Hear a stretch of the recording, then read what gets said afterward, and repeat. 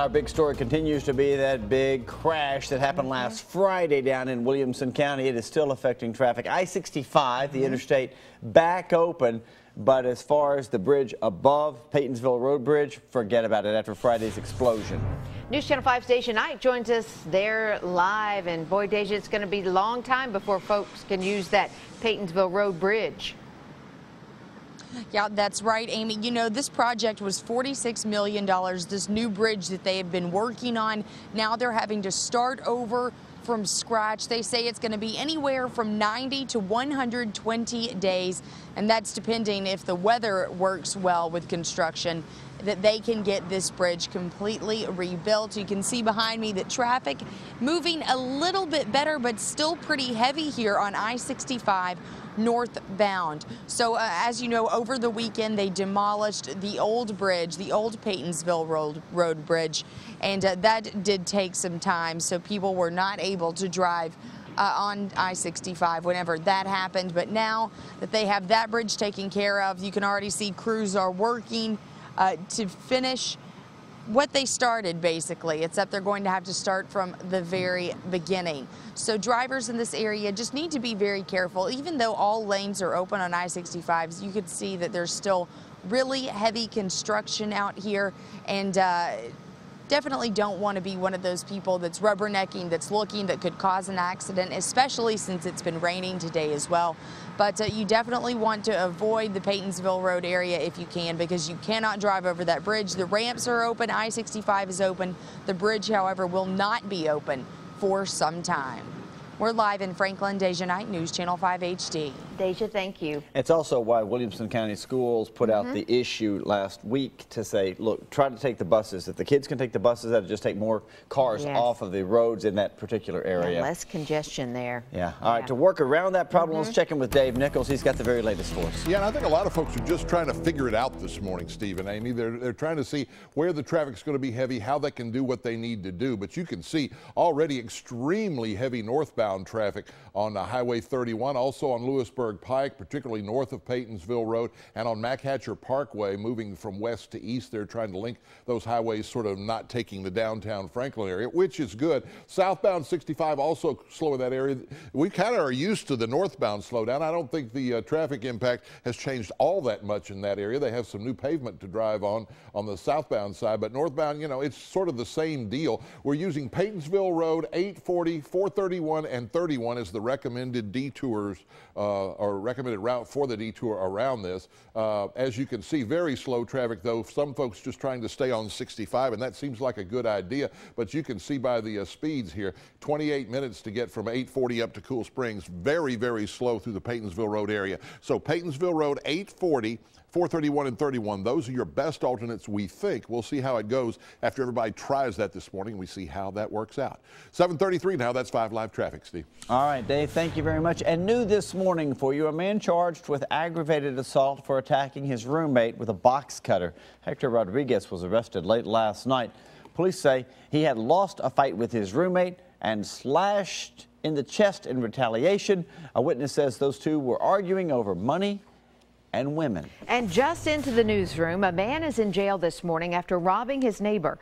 Police say Walter Odom and William Rose forced their way into an apartment in Madison at gunpoint. Rose was posing as another robbery victim to get inside. Police found the two a few doors down with stolen items and the guns used in that robbery. A look now at some of the other top stories we have this morning. A 4-year-old has died after an accidental shooting up in Clarksville. Police say the child found a loaded gun and shot himself in the chest last night. He was rushed to Vanderbilt but passed away. Dollar General has put in a nearly $10 billion bid for the competitor, Family Dollar. The company is now in a bidding war with Dollar Tree over who would become the largest discount chain store in the U.S. And Dollar General would if indeed it acquires Family Dollar for that big $10 billion payment. An environmental group suing over a tanker explosion that happened in West Nashville last week. They say the efforts to clean up that fuel spill going into the Richland Creek have not worked. The group says it will wait and see if the state or federal authorities intervene and file a lawsuit first. Metro Police looking for a hit-and-run driver who left an injured pedestrian in the middle of the roadway.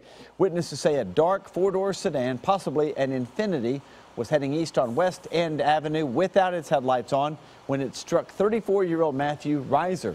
Now, Reiser was attempting to cross the street, although he was not in a crosswalk.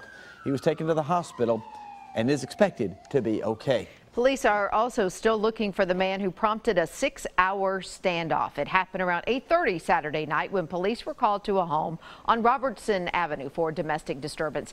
Investigators say the suspect allegedly beat and shot at the woman who he lived with.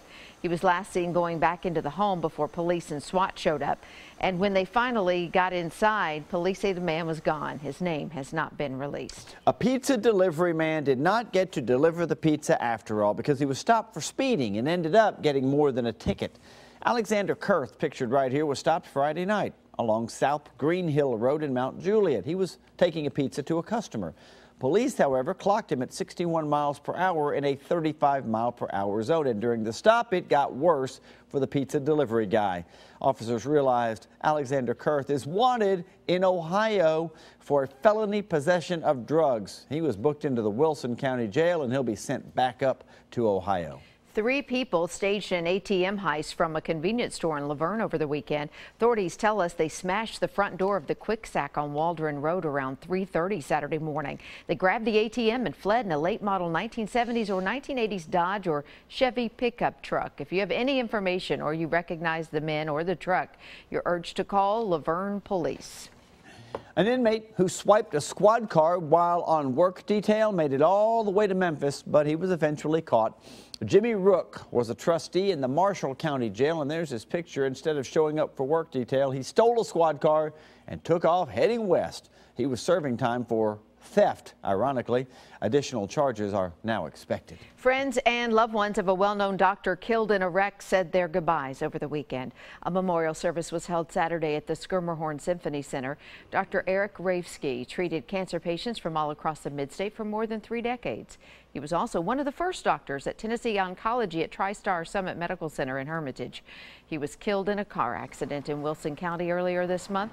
Police say there was evidence on the scene that the other driver, 20-year-old Clayton Rogers, was under the influence. Attorney General Bob Cooper says parents cannot make up last names for their children. A legal opinion was requested after a few parents tried to hybrid names, like combining the names Johnson and McAllister to make Johnister, for an example. The Attorney General says, The only names recognized by Tennessee law are the father's name, the mother's maiden name, or a hyphenated name of the two. The legal opinion was requested by Republican State Rep Charles Sargent out of Franklin. A new semester at Belmont and new facilities for the students there. The university officially opened the new Wedgwood Academic Center Saturday. Talk about swanky. Belmont President Dr. Bob Fisher and Mayor Carl Dean were on hand for the big ribbon-cutting ceremony. And look inside here.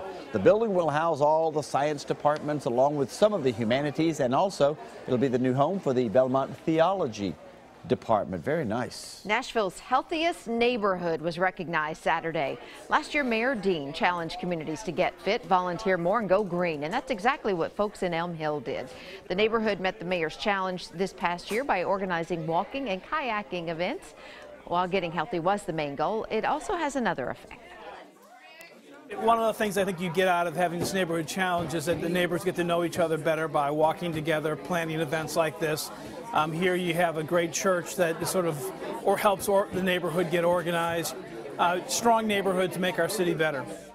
Elm Hill Acres is close to the airport, just west of Briley Parkway. The National Corvette Museum in Bowling Green making the most of a mess. That massive sinkhole that swallowed several cars back in February. A spokesperson says the Corvette Museum will keep a 25 by 45 foot section. That's about 30 feet deep, with a bridge going over the top of it as a tourist attraction, because they've had a lot of tourists come out there and take a look at that sinkhole. Now, the rest of that area down below is going to be filled in. When the sinkhole opened up earlier this year, it caused more than $1 million in damages and swallowed up 8 vets that were eventually lifted by crane out of the hole. Repairs are set to start next month. I'm glad they're doing that. I am too. I think that's just fascinating. And I know people go there to see the cars, obviously, but that was such a unique thing that happened. They ought to preserve at least part of it. Yeah. So, yeah, good deal for them. Good call. All right.